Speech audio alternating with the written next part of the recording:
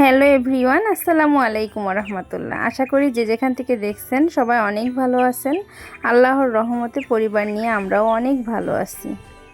আজকে বাপ বেটা সবাই ফজরের নামাজ পড়ে আসার পরে স্কুলের লেখা কিছু কমপ্লিট হয়েছিল না আমার ছেলেদের, তো ওরা সেই লেখাটা কমপ্লিট করালো আপনার ভাইয়া বসে বসে।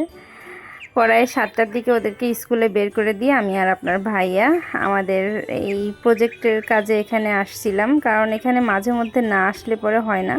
আমরা কিন্তু আমাদের ওই বাসার থেকে আমরা যে বাসায় থাকি সেই বাসার থেকে কিন্তু হেঁটে হেঁটেই আসি। ওইখান থেকে এটা খুব বেশি দূরত্ব না। রিক্সা আসলে পরে 30 টাকা রিক্সা ভাড়া নেয়, অনেক সময় 20 টাকাও নেয়, আবার অনেক সময় 30 টাকাও নেয়। এক এক সময় এক এক রকম নেয়, যে যেরকম নিতে পারে। তো যাই হোক, আমরা হেঁটে হেঁটে গিয়েছিলাম। আমারও শরীরটা খুবই খারাপ লাগছিল, মানে গা হাত পায়ে ইদানিং এত বেশি ব্যথা আসে। তো আপনাদের ভাইয়া বললো চলো একটু হেঁটে আসি, তাহলে ভালো লাগবে। তা আমি একটু কাজ টাজ দেখে আসলাম। তো যাই হোক, আমাদের এখন হচ্ছে নিচতলার ছাদ ঢালাই দেওয়া হবে আজকে, মানে শাটারিং সব দেওয়া হয়ে গেছে। আজকের থেকে হচ্ছে ছাদের ঢালাইয়ের কাজ শুরু হবে। তো এদিকে আমি এসে বোরকা টোরকা না খুলেই কাজে লেগে পড়লাম, কারণ অনেক দেরি হয়ে গেছে আসতে। প্রায় 8টা বেজে গিয়েছিল। 7টা থেকে 8টা, প্রায় 1 ঘন্টা মতো আমরা ওইখানে কাটাইছি, বেশিক্ষণ না। কিছুক্ষণ একটু কাজ দেখায় টেখায় দিয়ে চলে আসছি। চলে আসার পরে তো মেয়ে মানুষের তো বিশ্রাম বলে কোনো কিছু নাই, নিজের কাজ তো নিজে করতেই হবে। তারপরে আমি আপনাদের ভাইয়াকে বলছি যে ইদানিং শরীরের অবস্থাটা এত বেশি খারাপ, এক কাজ করি, আপাকে একদম কন্টিনিউ আগে যেভাবে রাখতাম ওইভাবে রাখি। এরকম ওই হচ্ছে 1 সপ্তাহ বা 8-9 দিন পরে ডেকে একটু কাজ করায় নেওয়ার থেকে আসলে পরে 300-400 টাকা করে হাতে দেওয়া লাগে, অনেক সময় 200 টাকাও দিই। তো ওইভাবে ওই 7 দিন 8 দিন পরে ওইভাবে দেওয়ার থেকে মাসে ওইভাবে প্রতিদিন আসবে, এই কাজ এইভাবে করানোই ভালো। তো ও কোনোভাবেই রাজি না, বলছে ওইভাবেই করায়। ও মানে কাজের মানুষের কাজ আপনার ভাইয়া একদম পছন্দ করে না। তো যাই হোক, ওর বিরুদ্ধে আমি কোনো কাজ করতে চাই না। এদিকে ওদেরকে মানে আবার 12টার দিকে চলে আসবে, আমার সব কাজ ওরা আসার আগে আগে যদি গুছায় না ফেলি তাহলে আমি কোনো কাজেই তালগোল খুঁজে পাই না। আজকে যেহেতু দেরি হয়ে গেছে, আমি কিন্তু কোন দিক দিয়ে কাজ শুরু করব কিছুই বুঝতে পারছি না। আমি এখনও বোরখা পরা অবস্থায় সব কিছু মানে করে নিচ্ছি, মানে আমি যে বোরখাটা খুলবো আমি মাথা ঘুরে যাচ্ছে যে কোন দিক দিয়ে কোনটা শুরু করব। তো বিছনাটা গুছাই ফেললাম। বিছনা টিছনা গুছাইয়ে আমার দেখেন একটা অভ্যাস, আমার ছেলেদের মাথার কাছেও কিন্তু আমি সব সময় দুইজনের মাথার কাছে পানি দিয়ে রাখি। আমার মাথার কাছেও পানি আমি নিয়ে রাখি 2 লিটারের। আমাদের সবার মাথার কাছে একটা করে 2 লিটারের পানির বোতল থাকে। মানে পানি ছাড়া মনে হয় যদি নাও খাই। আমার বড় ছেলে মাসাল্লা দিলে পানি ভালোই খায়, ছোটোটার পানি অল্প একটুই ফুরাইছে, আর বড়টা মাসাল্লা দিলে অনেকখানি পানি শেষ করছে। ওর একটু সমস্যা, তো লিভারের সমস্যা ধরা পড়ছিল, বলতে কি জন্ডিস হয়ে লিভারে আক্রান্ত হয়ে গিয়েছিল। তারপর থেকে ডাক্তার ওকে বলছে, আর এইচ পাইলোরি পজিটিভ আসছিল। তো ডাক্তার বলছে ওকে সবসময় পানি বেশি বেশি করে খেতে।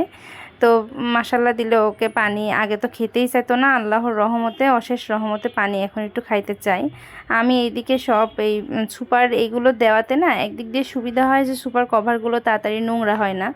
সুপার কভারগুলো নোংরা হলে খুলে পরিষ্কার করতে অনেক বেশি দেরি লাগে, কিন্তু এইগুলো উপর থেকে তুলে নিয়ে কাচতে কিন্তু বেশি দেরি লাগে না। আর এগুলো ওয়াশিং মেশিনে আমি দিয়ে দেখছি, ভালো, একেবারে খারাপ হয় না, ভালোই কাচা হয়। আমি শুধু পর্দাগুলো যখন কাচি তখন আপাকে দিয়ে কাচাই, না হলে সব কিছু ওয়াশিং মেশিনেই দিয়ে দিই। আর আমি সব কিছু আজকে মুছে নিচ্ছি। প্রতিদিনই কিন্তু মুছামুছি করা হয়, যেহেতু আমাদের একদম রাস্তার পাশে বাসা, তো সে তো নোংরাটা একটু বেশিই পড়ে। কিন্তু প্রতিদিন তো আর ওইভাবে আমি একা মানুষ, আমার আপনাদের মানে ওরা 7টার সময় চলে যায়, আর সেই 7টার আগে তো এখন রান্নার কাছে যায় না। 7টা থেকে 8টা মানে 8:30টার মধ্যে আমার সব কিছু কমপ্লিট করে ফেলতে হয়, 1.5 ঘন্টা সময় পাই। 1.5 ঘন্টার মধ্যে ঘর টর ঝাড় দিয়ে রান্না বাড়া 2 রকমের আইটেম করে তারপরে আমার ভাসুরের ছেলের খাবার টাবার রেডি করে দিতে কিন্তু 1.5 ঘন্টার মধ্যে অনেক অল্প সময়, এটুকুর মধ্যে দিতে আমার একদম জানটা বাড়ায় যায়। তারপরও আমি চেষ্টা করি সব কাজ গুছায় করার। কিন্তু অতটা গুছায়ে পারি না। আমার অনেক আপুরা আন্টিরা দেখি অনেক সুন্দরভাবে গুছায়ে পরিপাটি হয়ে কাজ করে, কিন্তু আমি ওই রকম পারি না। আমার জন্য সবাই দোয়া করবেন, আল্লাহ যেন আমার একটা স্বপ্ন আছে, সবারই স্বপ্ন থাকে। এটা আমি আগে কখনো দেখতাম না, যখন আস্তে আস্তে দেখছি যে না, আল্লাহর রহমতে আল্লাহ চাইলে এটা হচ্ছে। শেষ পর্যন্ত আল্লাহ কি করবেন জানি না। আমার খুব ইচ্ছা যে আমি বড় বাসায় যখন যাব তখন আমি সুন্দর করে সব কিছু গুছায় টুছায়ে, এতটুকু বাসার মধ্যে আমি কোনো কিছুই মানে গুছায়ে ঠিকমতো করতে পারি না। আল্লাহ মাফ করুক। আমি সব সময় কথা বলতে বলতে ভয় পাই যে আমার কোনো কথার মধ্যে নাশুক্রিয়া চলে আসে নাকি। তো যাই হোক, আমি কিন্তু এই কথাগুলো বলতাম না। আমাদের 4 জন, মানে আমার 2 ছেলে, আমরা হাজব্যান্ড ওয়াইফ, আমাদের 4 জনের সংসারে কিন্তু এই 2 রুমের ফ্ল্যাটই যথেষ্ট ছিল। কিন্তু আমি তো একা একা কখনো থাকি না, আর আমি যেভাবে থাকি আলহামদুলিল্লাহ আমার খুব ভালো লাগে। মানুষজন নিয়ে থাকতে আমি অনেক পছন্দ করি।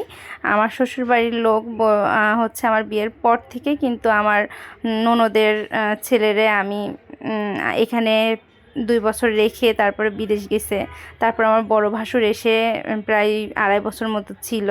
তো যাই হোক, মানে বিয়ের পর থেকে একটা না একটা সব সময়ের জন্যই আমার কাছে মানুষ আমি রাখি।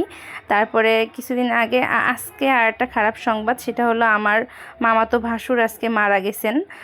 আল্লাহ ওকে মানে আল্লাহ ওনাকে জান্নাত নসিব করুন। ইন্না লিল্লাহি ওয়া ইন্না ইলাইহি রাজিউন।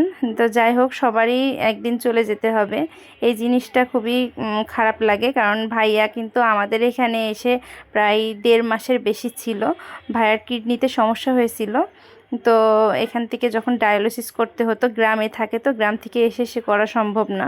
এজন্য আমার বাসায় থেকে সে বেশ কিছুদিন চিকিৎসা হয়েছিল। তো ভাইয়ার মৃত্যু সংবাদে আমি কিন্তু খুবই কষ্ট পেয়েছি। আর তার 3টা ছেলে মেয়ে নিয়ে ভাবির এখন কি অবস্থা হবে আমি সেটাই চিন্তা করছি। তারপরও রিজিকের মালিক আল্লাহ।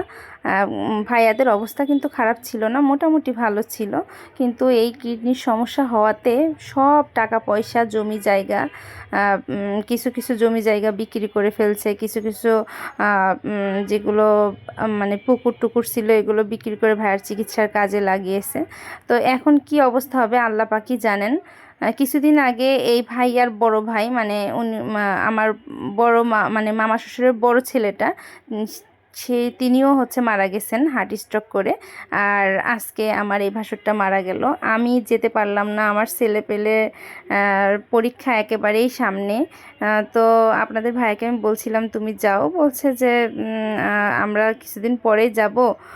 তো এখন যে মানে একটা হঠাৎ করে একটা কাজ পড়ে গেছে, এজন্য আর যাইতেও পারলো না। যাই হোক, আল্লাহর কাছে সবসময় দোয়া করছি আল্লাহ তাকে জান্নাত নসিব করুক। আর আমার জন্য সবাই দোয়া করবেন। আমার কোনো কথার মধ্যে ভুল ত্রুটি হলে অবশ্যই ক্ষমাসুলভ দৃষ্টিতে দেখবেন। আমাকে একটু সাপোর্ট করে আমার পাশেই থাকবেন। লাইক, কমেন্ট, শেয়ার, সাবস্ক্রাইব করে দেবেন। আবার দেখা হবে নতুন কোনো ভিডিওতে। আল্লাহ হাফেজ। আসসালামু আলাইকুম ওয়া রাহমাতুল্লাহ।